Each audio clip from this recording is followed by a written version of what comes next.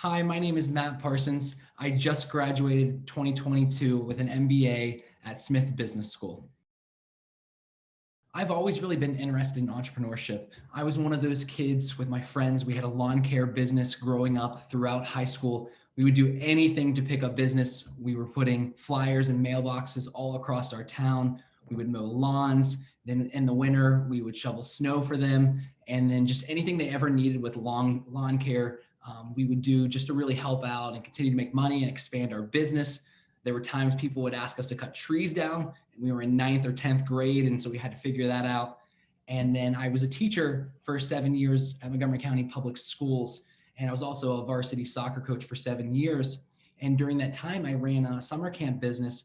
I really believed in kids should do multiple sports instead of just being pigeonholed into one sport their whole life. That's when a lot of burnout issues and injuries happen. So I ran a camp business for a few years where kids could learn and try out new sports every day. They did a different sport. So I did that throughout my education and coaching career.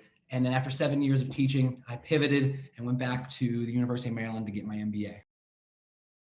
One of the biggest catalysts for me for starting a business, after I left teaching and came back to business school at Maryland, my wife and I really wanted to start a business together, and we thought of many different ideas, but we could never narrow it down to what was the one problem we could help solve. So 2 years ago, the University of Maryland Business School had a competition called the Fearless Idea Competition. And there was a problem. They wanted solutions from students. How do we help with mental health and inclusion in the country? And they wanted people to pitch ideas. So coming from my education background, I was a high school teacher teaching special education. And it was almost like we were too late at that point to make a big difference in kids' lives. A lot of their issues were very ingrained and their habits were very ingrained. So my pitch to the university for my wife and I was, we needed to start a company before kids get to school, a preschool company that really addresses these issues of mental health and inclusion. So our philosophy was to start an educational and toy company that has books and educational materials, all built around the skill set of giving kids an emotional toolbox that they can have these emotion skills to help with their mental health. So that's teaching kids to recognize and label their own emotions, learn how to understand and process those emotions, and ultimately to have empathy for others. And through all of the research and books we read on the top people in the emotional intelligence space, we really believe that kids can have a 20% increase in how they're behaving, how they're performing in school, if we can teach them these emotional intelligence skills. So that Fearless Idea competition was the catalyst. We pitched our idea in the competition. My wife and I were able to win, and that gave us some funding to really start our company. We wrote our first children's book.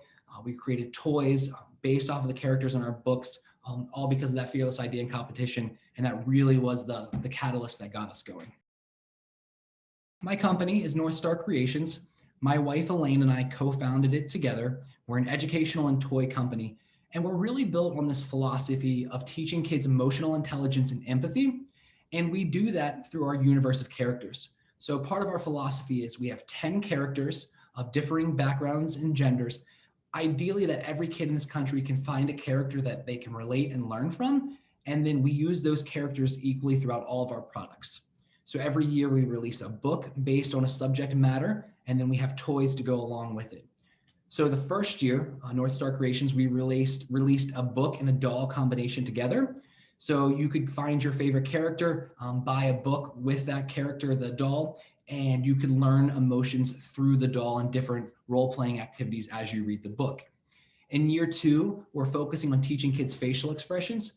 Kids have had the masks on for so long, it's showing that they don't understand facial expressions as well as we used to. So this year we're focusing on teaching kids emotional intelligence through recognizing facial expressions. So we have a new book coming out this holiday season and another toy coming with it.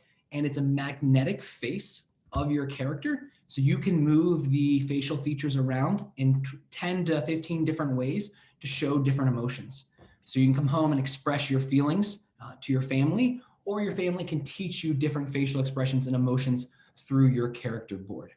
And then next year, we're going to focus on body language and then continue to teach emotional intelligence in different ways each year.